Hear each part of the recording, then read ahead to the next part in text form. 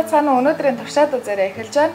Татвар төлөгч аж ахуй нэгж байгууллагууд болон татвар төлөгч иргэд маань анхаарлаа наашаа хандуулаарай. Би одоо яг Сонгон Айрхан дүүргийн татвар төлөгчдөд үйлчлэг тасгийн улсын ахлах байцаагч Бат Эрдэнэтэй сууж байна. За сайн байцгаана уу та бүхэнд энэ өдрийн мэнд хүргэе.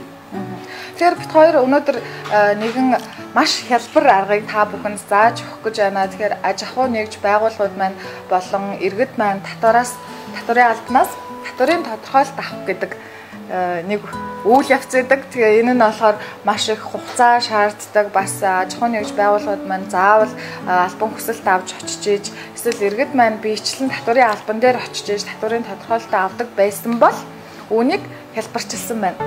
За тэгэхээр хамгийн эхлээд бол та бол цахим мэдээллийн системийг бол нэвтэрч орно. За цахим мэдээллийн систем бол дундуур зураас такс цэг, эмтээ цэг, эмэн гэсэн бол сайт байж байгаа. За энийг бол манай татвар төлөгч нар бол бүгдээрээ мэдж байгаа. Хэвшигдсэн байж байгаа. За ингээд хамгийн эхлээд та бүхэн бол татвар төлөгчийн дугаараа дугаарыг бол хийж өгнө.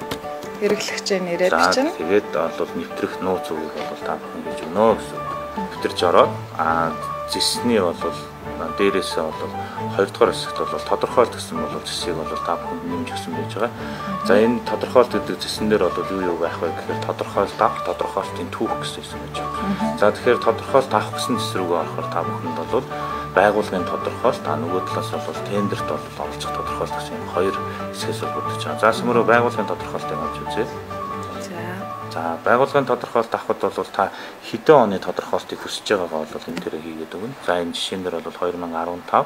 За зориулт бол за тодорхойлтын маань юунд хүсэж байгаа гэдэг бол зориултыг бол та бүхэн бол бичиж өгнө. За гэрчлэгээ сонгуулах. За тэгээд дараа нь та бол хаана авч байгаа бол энэ дээр бичиж өгнө. За улсын бүртгэлийн ерөнхий газар. За ингээд та бол авах гэсэн төвчин дээр бол дараад таны тодорхойлт бол бэлэн болж байна гэсэн үг.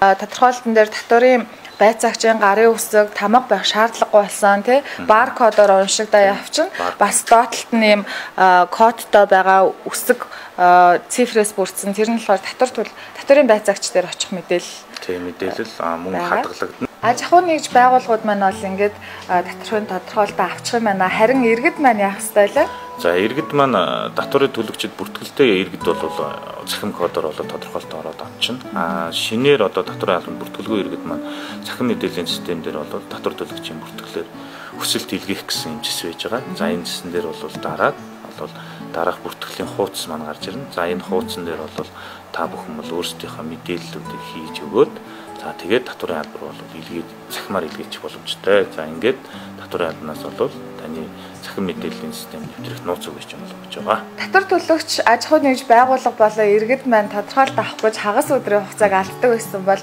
одоо 30 секунд за тэр одоо 20 секундэд цахимаар холбогдоод авчих боломжтой болсон байна. Баяр хүргэе. Татвар төлөгч танд баярлалаа. Bright Mongolia туршаад үзээрэй.